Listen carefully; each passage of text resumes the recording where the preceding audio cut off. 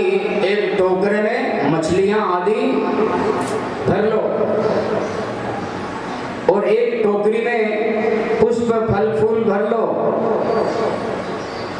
दोनों टोकरियां हम भरत के सामने ले जाएंगे। अगर भरत की नजर मछलियों के ऊपर पड़ेगी, अशुद्ध उन जीव जंतुओं के ऊपर पड़ेगी, तो सोच लेंगे कि ये युद्ध करने जा रहा है। और यदि भरत की नजर फूल के ऊपर पड़ेगी, फलों के ऊपर पड़ेगी, तो सोच लेना कि ये मित्रता करने जा रहा है, मिलने जा रहा है।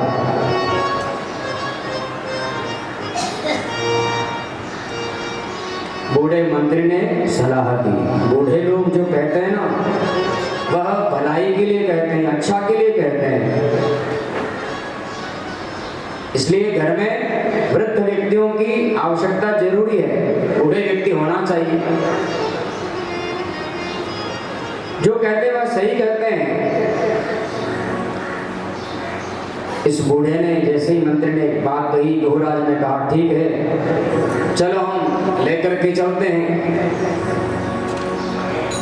मंत्री क्षत्रियों के सहित तुरंत टोकरे को लेकर के चले हैं। मछली का टोकरा और फल फूल का टोकरा लेकर के चले।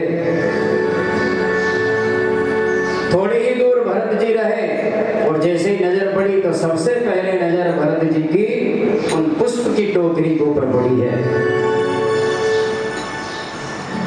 फल फूल की टोकरी भरी हुई।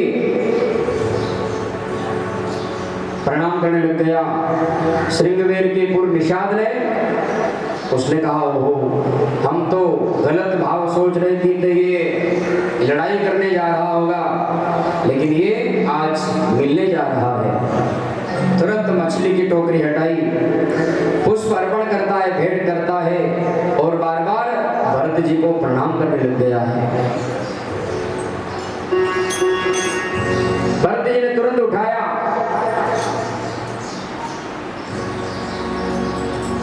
पूछ लिया आप कौन हैं?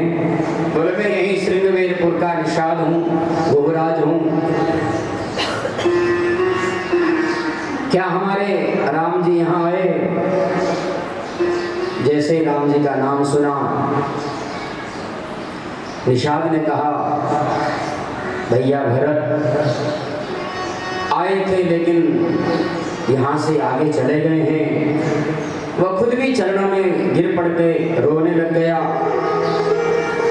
नेत्रों में अश्रु जल भर आए। मैंने कहा था कि आप यहीं रुकिए, लेकिन भैया वो रुके नहीं, यहाँ से आगे चले गए हैं। भरत जी की आंखों में भी आंसू आ गए। भरत जी ने पूछा वो यहाँ कहाँ रहे? तुरंत उस शीशम के पेड़ की तरफ इशारा किया। वो देखो ये पेड़ जो दिखाई दे रहा है, यहीं उन्होंने रात्रि विश्राम किया है। चटाई बिछी, यहीं उन्होंने रात्रि विश्राम किया है।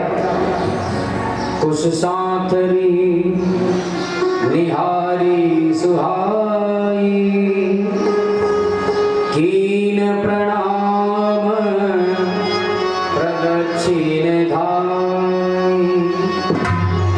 भरत जी तुरंत दौड़ करके गए और जहाँ चटाई बिछी थी, जहाँ वो शिशुपा शीशम का पेड़, उसको प्रणाम करने लग गए। धन्य है आज यह चटाई, धन्य है आज ये वृक्ष, जहाँ पर भगवान ने विश्राम किया है, जिसके ऊपर भगवान विराजे हैं। भरत जी परिक्रमा लगाने लग गए हैं।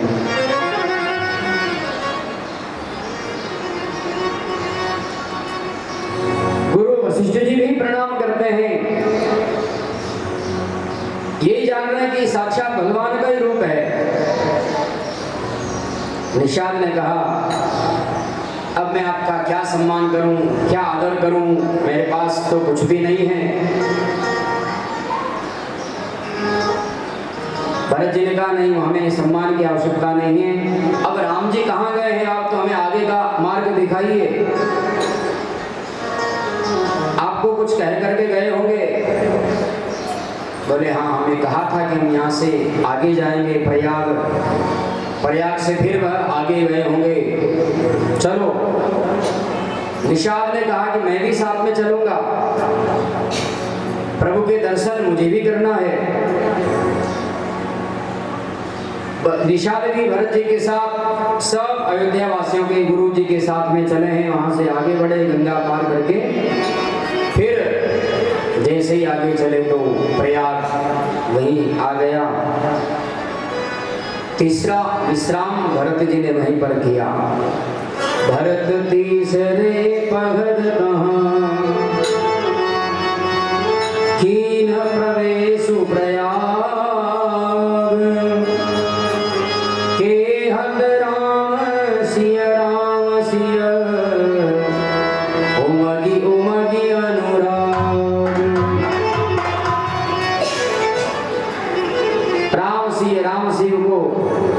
सिंह रटते रटते भरत जी वहीं प्रयाग पहुंच गए। निषाद ने कहा कि यही गंगा यमुना सरस्वती त्रिवेणी संगम है, तीर्थों के राजा ये प्रयाग। यहाँ पर प्रभु ने स्नान किया है, तीर्थराज हैं। वहीं पर सबने मिलकर के भरत जी ने, गुरुदेव ने वहीं स्नान करते हैं और फिर हाथ जोड़ करके भरत जी महाराज तीर्थराज प्रयाग से प्रार्थना करते हैं। प्रार्थना करने के हे तीर्थराज प्रयाग, मैं अपना धर्म त्याग करके आपके पास आकर के एक भीख मांगता हूं। आर्त भाव से करुणा पुकार करके आपसे एक निवेदन चाहता हूं, आपसे कुछ मांगता हूं। क्या क्या मांग रहे हो तीर्थराज से? तन घर मन काम रुचि, गति न चाहूं निर्वाण, जन्म जन्म रति राम पद, यह वरदान